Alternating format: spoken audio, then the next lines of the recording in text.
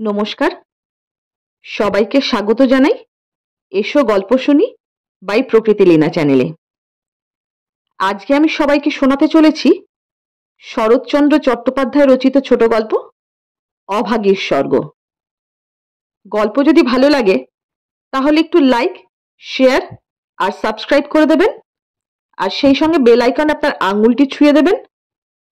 তাহলে আপনি চটজলদি পেয়ে যাবেন নতুন গল্পের খবর, আর আমিও পেয়ে যাব আপনার মতন একজন শ্রোতাকে। তাহলে আর দেরি না করে চলুন শুরু করা যাক শরৎচন্দ্র চট্টোপাধ্যায় বিরচিত ছোট গল্প অভাগীর স্বর্গ। ঠাকুরদাস মুখুজ্জের বর্ষীয়সী স্ত্রী 7 দিনের জ্বরে মারা গেলেন। বৃদ্ধ মুখোপাধ্যায় মহাশয় ধানের কারবারে অতিশয় সঙ্গতিপন্ন।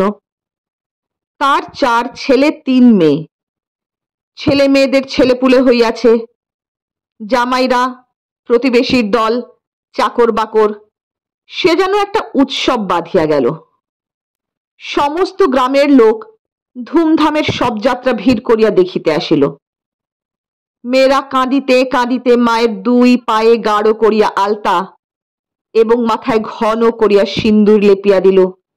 বধূরা ললাট চন্দনে চর্চিত করিয়া বহুমূল্য বস্ত্রে শাশুড়ির দেহ আচ্ছাদিত করিয়া দিয়া আঁচল দিয়া তাহার শেষ পদধূলি মুছিয়া লইল। পুষ্পে পত্রে গন্ধে মাল্যে কলরবে মনে হইল না এ কোনো শোকের ব্যাপার। এ যেন বড় বাড়ির গৃহিণী 50 বর্ষ পরে আর একবার নতুন করিয়া তাহার স্বামী গৃহে যাত্রা করিতেছেন। বৃদ্ধ মুখোপাধ্যায় শান্ত মুখে তাহার চিরদিনের সঙ্গিনীকে শেষ বিদায় দিয়া অলক্ষে 2 ফোঁটা চোখের জল মুছিয়া শোকার্ত কন্যা ও বধূগণকে সান্ত্বনা দিতে লাগিলেন।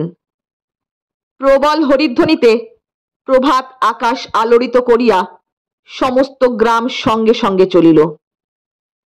আর একটি প্রাণী একটু দূরে থাকিয়া এই দলের সঙ্গী হইল।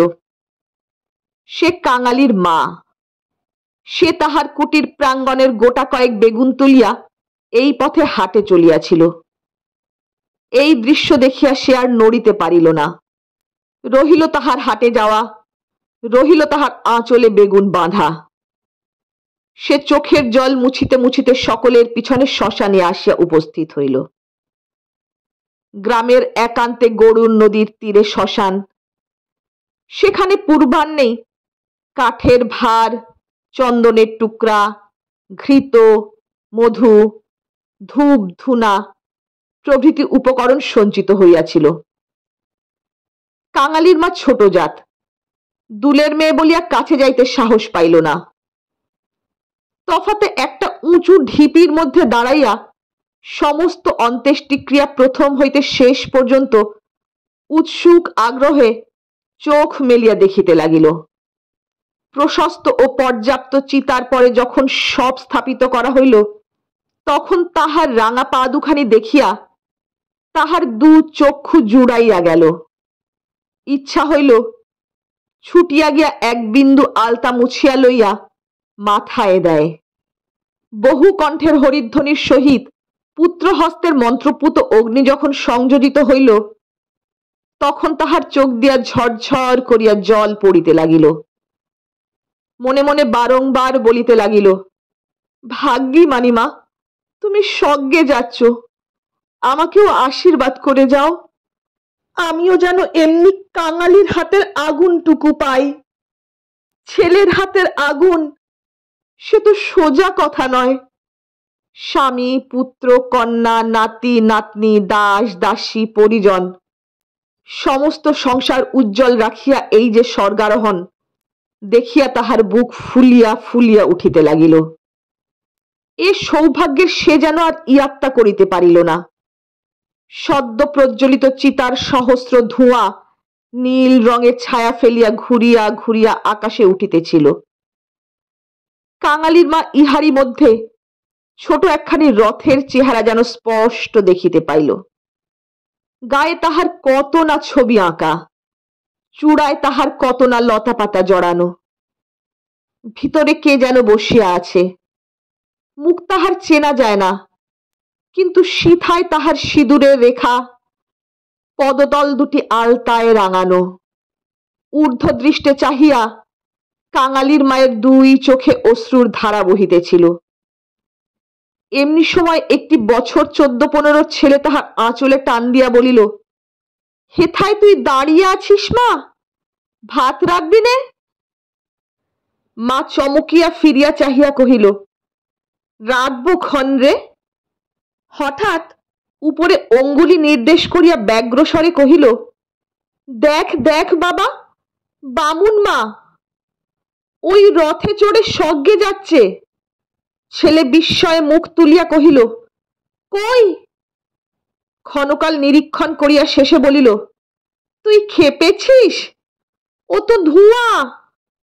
রাগ করিয়া কহিল, বেলা দুপুর বাজে, আমার খিদে পায় না বুঝি? এবং সঙ্গে সঙ্গে মায়ের চোখে জল লক্ষ্য করিয়া বলিল, বামুনদের গিন্নি মরছে, তুই কেন কেঁদে মরিস মা? কাঙালির মার এতক্ষণে হুঁশ হইল। পরের জন্য শ্মশানে দাঁড়াইয়া এইভাবে অশ্রুপাত করায় সে মনে মনে লজ্জা পাইল।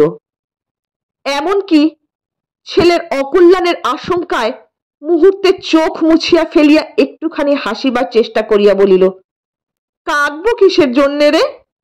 চোখে ধোঁ লেগেছে বই তো নয়। হ্যাঁ, ধোঁ লেগেছে বই তো না, তুই কাঁদতেছিলি। মা আর প্রতিবাদ করিল না। ছেলের হাত ধরিয়া ঘাটে নামিয়া নিজেও স্নান করিল, কাঙালিকেও স্নান করাইয়া ঘরে ফিরিল। শ্মশান সৎকারের শেষটুকু দেখা আর তার ভাগ্যে ঘটিল না। সন্তানের নামকরণকালে পিতামাতার মূঢ়তায় বিধাতা পুরুষ অন্তরিক্ষে থাকিয়া অধিকাংশ সময় শুধু হাস্য করিয়াই ক্ষান্ত হন না, তীব্র প্রতিবাদ করেন। তাই তাহাদের সমস্ত জীবনটা তাহাদের নিজেদের নামগুলাকেই যেন আমরণ ভ্যাংচাইয়া চলিতে থাকে।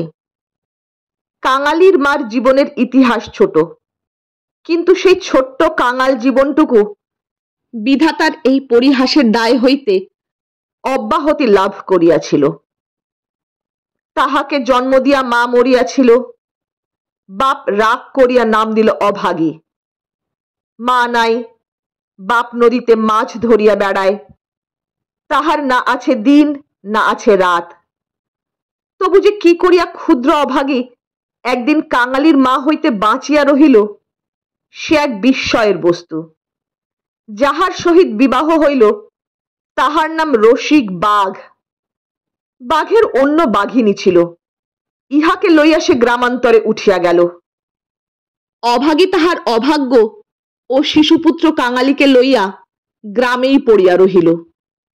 তাহার সেই কাঙালি বড় হইয়া আজ 15 পা দিয়াছে, সবে মাত্র বেতের কাজ শিখিতে আরম্ভ করিয়াছে। অভাগীর আশা হইয়াছে আরো বছর খানেক তাহার অভাগ্যের সহিত যুঝিতে পারিলে দুঃখ ঘুচিবে। কিন্তু দুঃখ যে কি যিনি দিয়াছেন তিনি ছাড়া আর কেউই জানে না। কাঙালি পুকুর হইতে আঁচাইয়া আসিয়া দেখিল তাহার পাতের ভুক্তাবশেষ মা একটা মাটির পাত্রে ঢাকিয়া রাখিতেছে। আশ্চর্য হইয়া জিজ্ঞাসা করিল, তুই খেলি নে মা?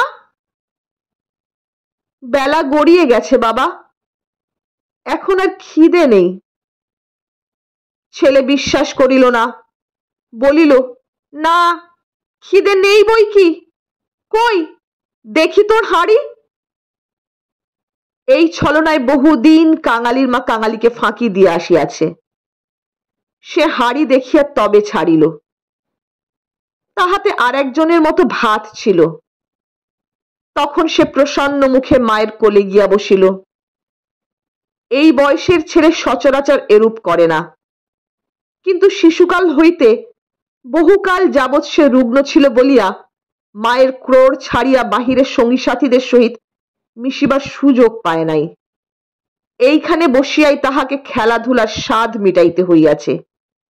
এক হাতে গলা জড়াইয়া মুখের উপর মুখ রাখিয়াই কাঙালি চকিত হইয়া কহিল, মা তোর গা যে গরম, কেন তুই অমন রোদে দাঁড়িয়ে মরা পোড়ানো দেখতে গেলি?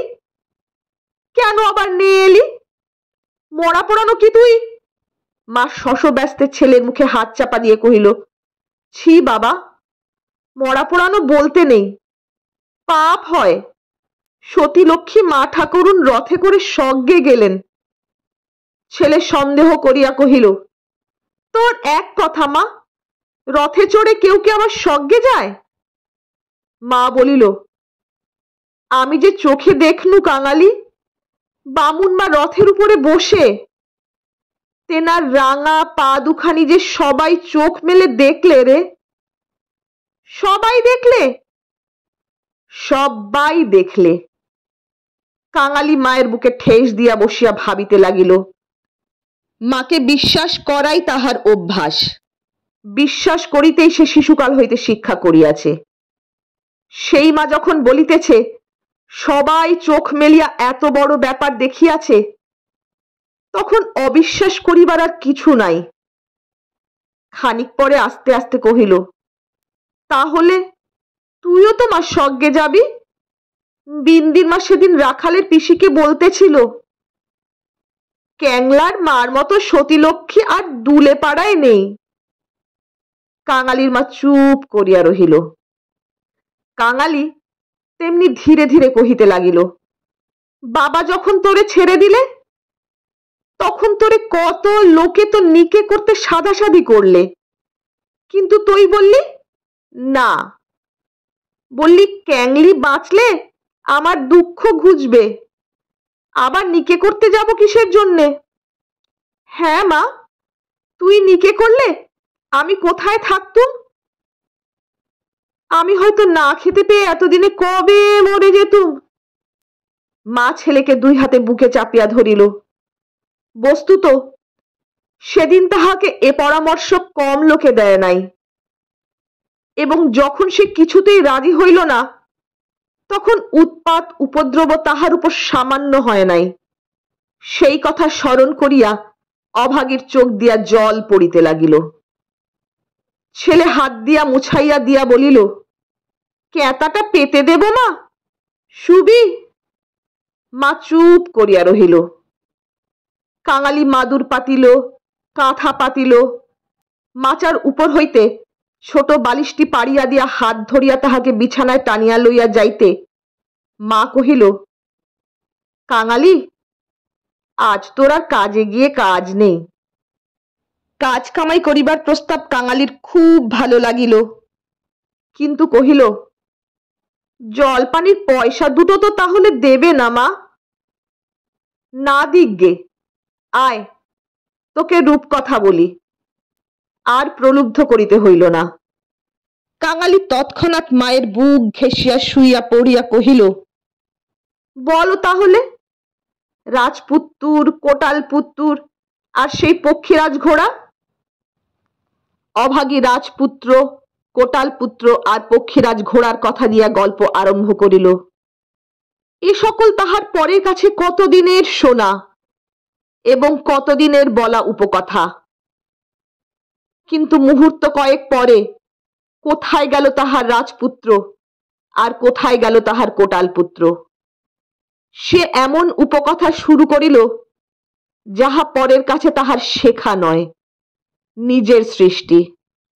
জ্বর তাহার যত বাড়িতে লাগিল, উষ্ণ রক্তস্রোত যত দ্রুত বেগে মস্তিষ্কে বহিতে লাগিল, ততই সে যেন নব নব উপকথার ইন্দ্রজাল রচনা করিয়া চলিতে লাগিল। তাহার বিরাম নাই, বিচ্ছেদ নাই।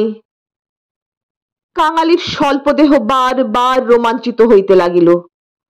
ভয়ে বিস্ময়ে পুলকে সে সজোরে মায়ের গলা জড়াইয়া তাহার বুকের মধ্যে যেন মিশিয়া যাইতে চাহিল। বাহিরে বেলা শেষ হইল, সূর্য অস্ত গেল। সন্ধ্যার ম্লান ছায়া গাঢ়তর হইয়া চরাচর ব্যাপ্ত করিল। কিন্তু ঘরের মধ্যে আজ আর দীপ জ্বলিল না। গৃহস্থের শেষ কর্তব্য সমাধা করিতে কেহ উঠিল না। নিবিড় অন্ধকারে কেবল রুগ্ন মাতার অবাধ গুঞ্জন নিস্তব্ধ পুত্রের কর্ণে সুধা বর্ষণ করিয়া চলিতে লাগিল। সে সেই শ্মশান ও শ্মশান যাত্রার কাহিনী। সেই রথ, সেই রাঙা পা দুটি, সেই তার স্বর্গে যাওয়া। কেমন করিয়া শোকার্ত স্বামী শেষ পদধূলি দিয়া কাঁদিয়া বিদায় দিলেন, কি করিয়া হরিধ্বনি দিয়া ছেলেরা মাতাকে বহন করিয়া লইয়া গেল। তারপরে সন্তানের হাতের আগুন, সে আগুন তো আগুন নয় কাঙালি, সে তো হরি। তার আকাশ জোড়া ধুঁয়ো তো ধুঁয়ো নয় বাবা, সেই তো স্বর্গের রথ। কাঙালি চরণ, বাবা আমার। কেন মা, তোর হাতের আগুন যদি পাই বাবা, বামুন মার মতো আমিও স্বর্গে যেতে পাবো। কাঙালি অস্ফুটে শুধু কহিল, যা, বলতে নেই।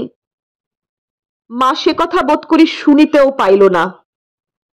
তপ্ত নিঃশ্বাস ফেলিয়া বলিতে লাগিল, ছোট জাত বলে তখন কিন্তু কেউ ঘেন্না করতে পারবে না, দুঃখী বলে কেউ ঠেকিয়ে রাখতে পারবে না।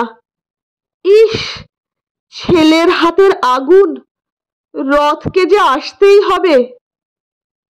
ছেলে মুখের উপর মুখ রাখিয়া ভগ্ন কণ্ঠে কহিল, বলিস নে মা, বলিস নে, আমার বড্ড ভয় করে।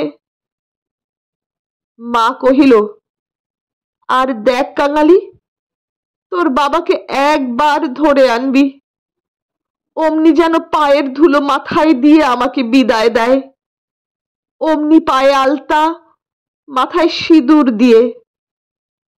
কিন্তু কে বা দেবে? তুই দিবি না রে ক্যাঙালি? তুই আমার ছেলে, তুই আমার মেয়ে, তুই আমার সব। বলিতে বলিতে সে ছেলেকে একেবারে বুকে চাপিয়া ধরিল। অভাগীর জীবননাট্যের শেষ অঙ্ক পরিসমাপ্ত হইতে চলিল। বিস্তৃতি বেশি নয়, সামান্যই। বোধ করি 30টা বৎসর আজও পার হইয়াছে কি হয় নাই, শেষ হইল তেমনি সামান্যভাবে। গ্রামে কবিরাজ ছিল না, ভিন্ন গ্রামে তাহার বাস। কাঙালি গিয়া কাঁদাকাটি করিল, হাতে পায়ে পড়িল, শেষে ঘটি বাঁধা দিয়া তাহাকে 1 টাকা প্রণামী দিল। তিনি আসিলেন না, গোটা 4 বড়ি দিলেন। তাহার কত কি আয়োজন, খল, মধু, আদার সত্ত্ব, তুলসী পাতার রস। কাঙালির মা ছেলের প্রতি রাগ করিয়া বলিল, কেন তুই আমাকে না বলে ঘটি বাঁধা দিতে গেলি বাবা?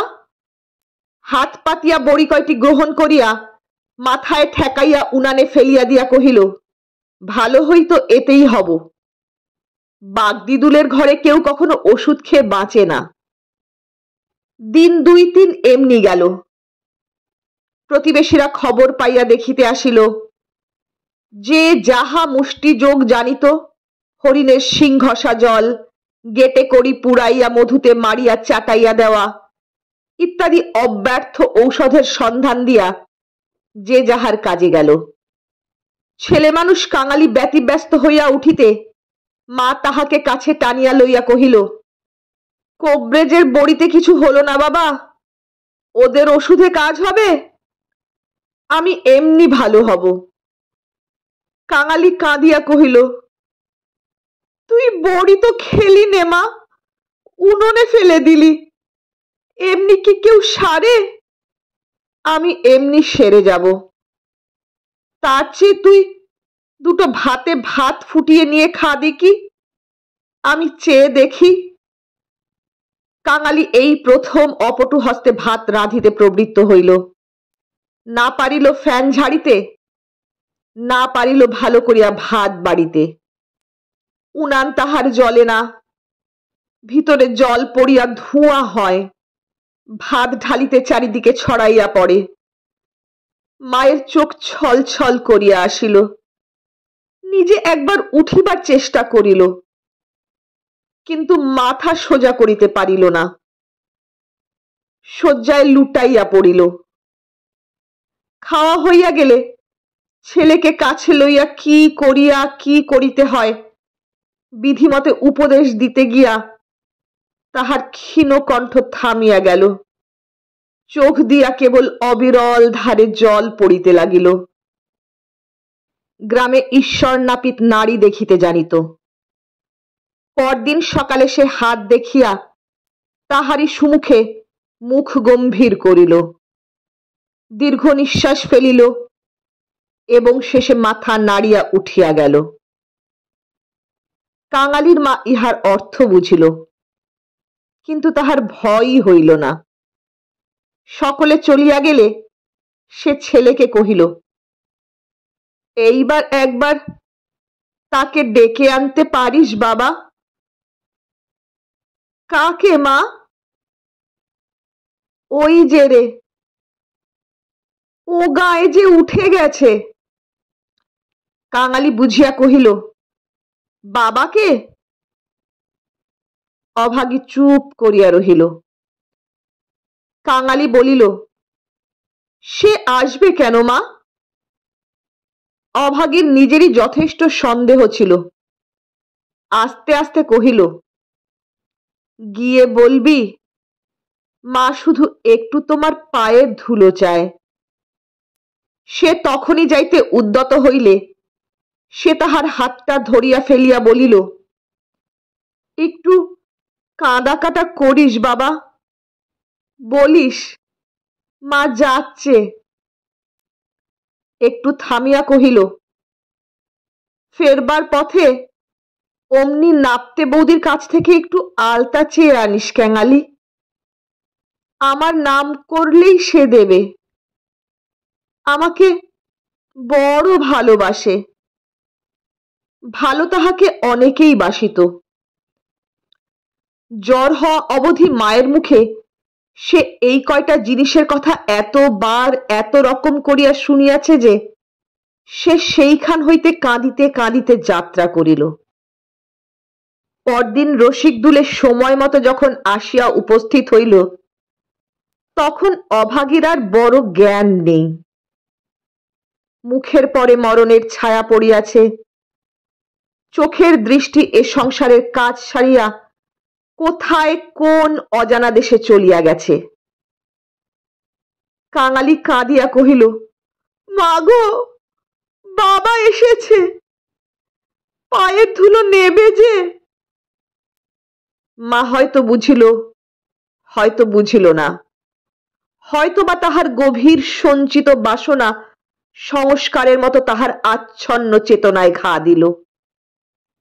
এই মৃত্যুপথ যাত্রী তাহার অবশ বাহুখানি শয্যার বাহিরে বাড়াইয়া হাত পাতিল। রসিক হতবুদ্ধির মতো দাঁড়াইয়া রহিল। পৃথিবীতে তাহারও পায়ের ধুলার প্রয়োজন আছে, ইহাও কেহ নাকি চাহিতে পারে, তাহা তাহার কল্পনার অতীত। বিন্দি পিসি দাঁড়াইয়াছিল। সে কহিল, দাও বাবা, দাও একটু পায়ের ধুলো। রসিক অগ্রসর হইয়া আসিল। জীবনে যে স্ত্রীকে সে ভালোবাসা দেয় নাই, অসন বসন দেয় নাই, কোনো খোঁজ খবর করে নাই, মরণকালে তাহাকে সে শুধু একটু পায়ের ধুলা দিতে গিয়া কাঁদিয়া ফেলিল।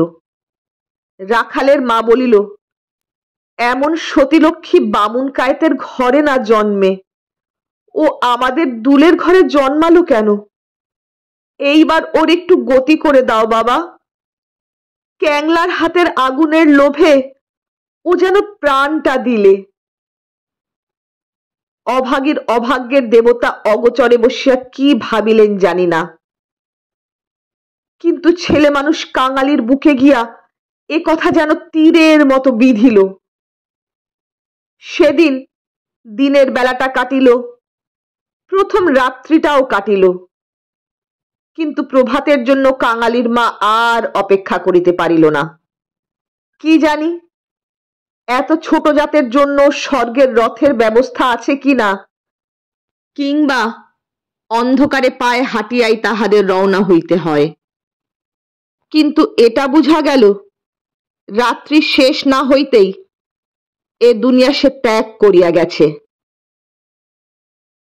কুটির প্রাঙ্গণে একটা বেল গাছ, একটা কুড়ুল চাহিয়া আনিয়া রসিক তাহাতে ঘা দিয়াছে কি দেয় নাই, জমিদারের দারোয়ান কোথা হইতে ছুটিয়া আসিয়া তাহার গালে সশব্দে একটা চড় কষাইয়া দিল। কুড়ুল কাড়িয়া লইয়া কহিল, শালা, এ কি তোর বাপের গাছ আছে যে কাটতে লেগেছিস? রসিক গালে হাত বুলাইতে লাগিল। কাঙালি কাঁদো কাঁদো হইয়া বলিল, বাহ, এ যে আমার মায়ের হাতে পোতা গাছ দারোয়ানজি, বাবাকে খামোখা তুমি মারলে কেন? হিন্দুস্থানি দারোয়ান তাহাকেও একটা অশ্রাব্য গালি দিয়া মারিতে গেল, কিন্তু সে নাকি তাহার জননীর মৃতদেহ স্পর্শ করিয়া বসিয়াছিল, তাই অশৌচের ভয়ে তাহার গায়ে হাত দিল না। হাঁকাহাঁকিতে একটা ভিড় জমিয়া উঠিল। কেহই অস্বীকার করিল না যে বিনা অনুমতিতে রসিকের গাছ কাটিতে যাওয়াটা ভালো হয় নাই। তাহারাই আবার দারোয়ানজির হাতে পায়ে পড়িতে লাগিল। তিনি অনুগ্রহ করিয়া যেন একটা হুকুম দেন, কারণ অসুখের সময় যে কেহ দেখিতে আসিয়াছে, কাঙালির মা তাহারই হাতে ধরিয়া তাহার শেষ অভিলাষ ব্যক্ত করিয়া গেছে। দারোয়ান ভুলিবার পাত্র নহে। সে হাত মুখ নাড়াইয়া জানাইল, এ সকল চালাকি তাহার কাছে খাটবে না। জমিদার স্থানীয় লোক নহেন, গ্রামে তাহার একটা কাছারি আছে, গোমস্তা অধর রায় তাহার কর্তা। লোকগুলো যখন হিন্দুস্থানিটার কাছে ব্যর্থ অনুনয় বিনয় করিতে লাগিল, কাঙালি ঊর্ধ্বশ্বাসে দৌড়িয়া একেবারে কাছারি বাড়িতে আসিয়া উপস্থিত হইল। সে লোকের মুখে শুনিয়াছিল পিয়াদারা ঘুষ লয়। তাহার নিশ্চয় বিশ্বাস হইল অত বড় অসঙ্গত অত্যাচারের কথা যদি কর্তার গোচর করিতে পারে, তো ইহার প্রতিবিধান না হইয়া পারে না। হায় রে অনভিজ্ঞ! বাংলাদেশের জমিদার ও তাহার কর্মচারীকে সে চিনিত না। সদ্য মাতৃহীন বালক শোকে ও উত্তেজনায় উদ্ভ্রান্ত হইয়া একেবারে উপরে উঠিয়া আসিয়াছিল। অধর রায় সেই মাত্র সন্ধান্নিক ও যৎসামান্য জল যোগান্তে বাহিরে আসিয়াছিলেন। বিস্মিত ও ক্রুদ্ধ হইয়া কহিলেন, কে রে? আমি কাঙালি, দারোয়ানজি আমার বাবাকে মেরেছে।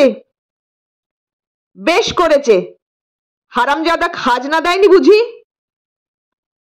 কাঙালি কহিল, না বাবু মশাই, আমার বাবা গাছ কাটতেছিল, আমার মা মরেছে।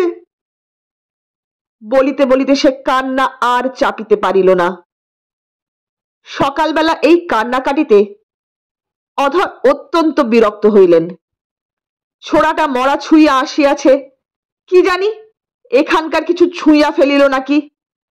ধমক দিয়া বলিলেন, মা মরেছে তো যা, নিচে নেমে দাঁড়া। ওরে, কে আছিস রে? এখানে একটু গোবর জল ছড়িয়ে দে। কি জাতের ছেলে তুই? কাঙালি সভয়ে প্রাঙ্গণে নামিয়া দাঁড়াইয়া কহিল, আমরা দুলে। অধর কহিলেন, দুলে? দুলের মরায় কাঠ কি হবে শুনি? কাঙালি বলিল, মা যে আমাকে আগুন দিতে বলে গেছে। তুমি জিজ্ঞেস করো না বাবু মশাই, মা যে সবাইকে বলে গেছে, সকলে শুনেছে যে। মায়ের কথা বলিতে গিয়া তাহার অনুক্ষণের সমস্ত অনুরোধ উপরোধ মুহূর্তে স্মরণ হইয়া কণ্ঠ যেন তাহার কান্নায় ফাটিয়া পড়িতে চাহিল। অধর কহিলেন, মাকে পোড়াবি তো গাছের দাম 5টা টাকা আনগে, পারবি? কাঙালি জানিত তাহা অসম্ভব। তাহার উত্তরীয় কিনিবার মূল্যস্বরূপ তাহার ভাত খাইবার পিতলের কাঁসিটি বিন্দি পিসি 1 টাকায় বাধা দিতে গিয়াছে, সে চোখে দেখিয়া আসিয়াছে। সে ঘাড় নাড়িল, বলিল, না। অধর মুখখানা অত্যন্ত বিকৃত করিয়া কহিলেন, না তো মাকে নিয়ে নদীর চড়ায় পুঁতে ফেলগে যা। কার বাবার গাছে তোর বাপ কুড়ুল ঠেকাতে যায়? পাজি হতভাগা নচ্ছার। কাঙালি বলিল, সে যে আমাদের উঠোনের গাছ বাবু মশাই, সে যে আমার মায়ের হাতে পোঁতা গাছ। হাতে পোঁতা গাছ পারে, বেটাকে গলা ধাক্কা দিয়ে বার করে দে তো। পারে আসিয়া গলা ধাক্কা দিল এবং এমন কথা উচ্চারণ করিল যাহা কেবল জমিদারের কর্মচারীরাই পারে। কাঙালি ধুলা ঝাড়িয়া উঠিয়া দাঁড়াইল, তারপরে ধীরে ধীরে বাহির হইয়া গেল। কেন সে যে মার খাইল, কি তাহার অপরাধ, ছেলেটা ভাবিয়া পাইল না। গোমস্তার নির্বিকার চিত্তে দাগ পর্যন্ত পড়িল না। পড়িলে এ চাকরি তাহার জুটিত না। কহিলেন, পরেশ, দেখো তো হে, এ বেটার খাজনা বাকি পড়েছে কিনা। থাকে তো জাল টাল কিছু একটা কেড়ে এনে যেন রেখে দেয়, হারামজাদা পালাতে পারে। মুখুজ্জে বাড়িতে শ্রাদ্ধের দিন, মাঝে কেবল একটা দিন মাত্র বাকি। সমারোহের আয়োজন গৃহিণীর উপযুক্ত করিয়াই হইতেছে। বৃদ্ধ ঠাকুরদাস নিজে তত্ত্বাবধান করিয়া ফিরিতেছিলেন। কাঙালি আসিয়া তাহার সম্মুখে দাঁড়াইল, কহিল, ঠাকুর মশাই, আমার মা মরে গেছে। তুই কে? কি চাস তুই? আমি কাঙালি, মা বলে গেছে তেনাকে আগুন দিতে, তা দিগে না। কাছারির ব্যাপারটা ইতিমধ্যে মুখে মুখে প্রচারিত হইয়া পড়িয়াছিল। একজন কহিল, ও বোধহয় একটা গাছ চায়।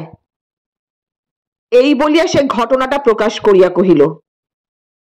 মুখুজ্জে বিস্মিত ও বিরক্ত হইয়া কহিলেন, শোনো আবদার, আমারই কত কাঠের দরকার, কাল বাদে পরশু কাজ, যা যা, এখানে কিছু হবে না, এখানে কিছু হবে না।